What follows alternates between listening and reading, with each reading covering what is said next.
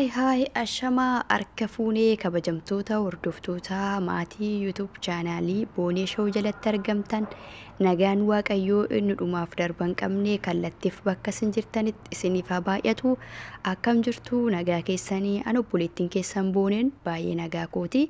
Isa madda nagaa keenyaa ta'ee waaqayyo gooftaan haa eebbifamuun isiniin jedha. Har'as seenaa baay'ee nama ajaa'ibu tokko qabadhee gara keessanitti dhiyaadheen jira jechuudha. Seenaan baay'ee nama ajaa'ibu kun immoo maali jechuun keessaniin oolu. Seenaan nama ajaa'ibu kun jechuudha dargaggoo tokkoof shamarree tokkotu jira jechuudha. Dargaggoo tokkoof shamarreen kun akkuma nama tokkootti jaalala eegalan jechuudha.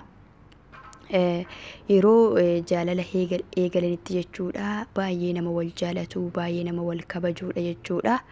Haa ta'u malee jaalalli immoo ulaagaalee hedduu barbaadu jechuudha. Jaalalli mataan humti isaa jaalala waan ta'eef ati hiyyeessaa, ati sooressaa, ati gabaabaadhaa, ati qal'aadhaa, ati bareedduu, ati fokkistaa akkasii miti. Jaalalli mataanuma isaatinuu jaalala waan ta'eef kanaafuu innaan akkana isiniin jedhu immoo dargaggoon kun nama hiyyeessa ture jechuudha. Intaloon kun immoo maatii warra sooressa keessaa dhalatte jechuudha. Kabajamtoota hordoftoota kiyya.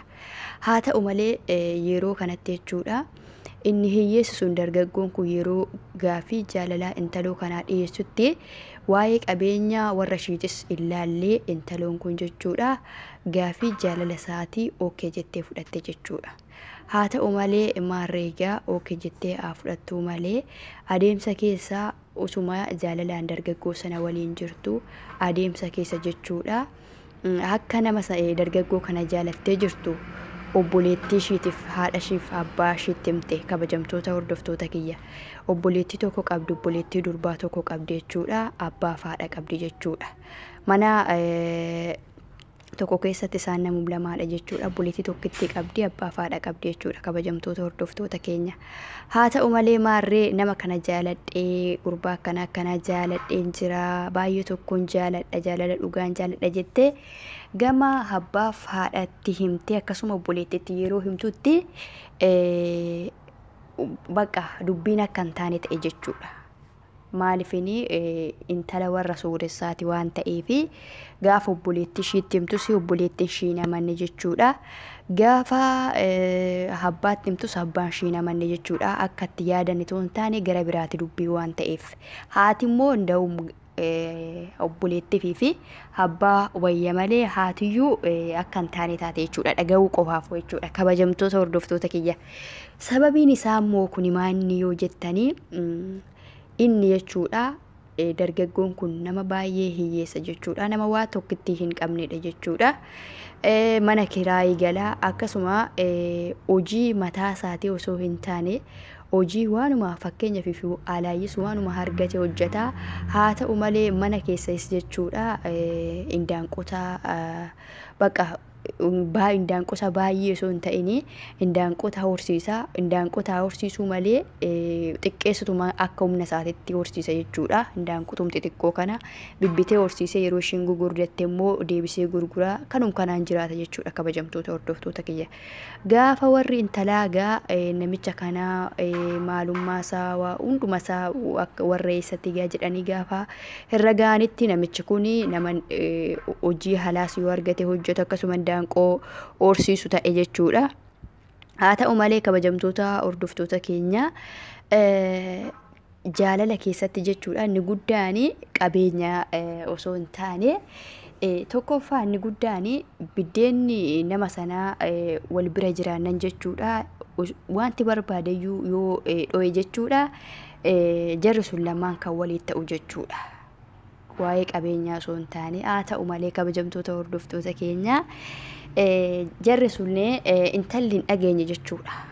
Intalli haadhas hin dhageenye, abbaas hin dhageenye, obboleettis hin dhageenye jechuudha.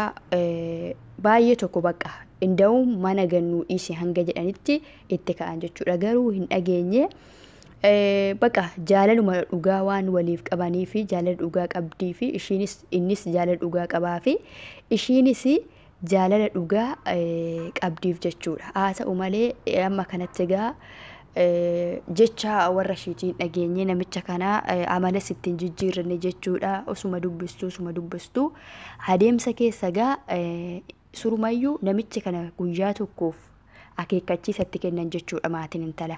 Namicha kana bilookii godhi guyyaa tokkoof namicha kanatti dubbattee jennaan jettee obboleettiin itti dhaadatte jechuudha intalatti.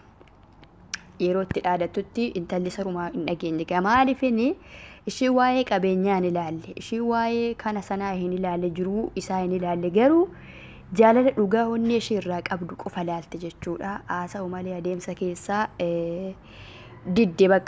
diddeetumaa itti fufte jechuudha. Isuma akkasitti jiranuu boodarra jechuudha obboleettiin intalaa kun egaa gaafuma cidha keessanii maaliin si fuudha, maaliin akka si fuudhuuf amma nu qaanessuufi malee maal mana isaatti maal diggisee si fuudha, akkasuma immoo si fuudhee yeroo si fuudhee galetti maal nyaattee jiraatta kan jettu yeroo hedduu doorsisti jechuudha obboleettiin jechuudha.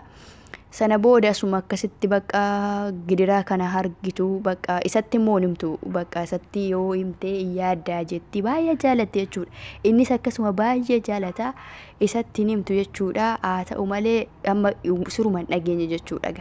Adeemsa keessatuma akkasitti waliin jiranuu osuma akkasitti inda'uun maqaa keenyan hin waamamin faa amma jedhanitti jechuudha. Maatiin kun intala kana doorsisan jechuudha. Adeemsa keessatuma jaalalaan jiranuu waan raajii dhagaa. Namichi kunis egaa hojii halaasin hojjeta yeroo bilbilamee fi mana keessatti sindaanqota kana inuma hojjeta jechuudha. Asuma akkas jedhamu namichi kun amma fooyyaatii deeme jechuudha hojiidhaan.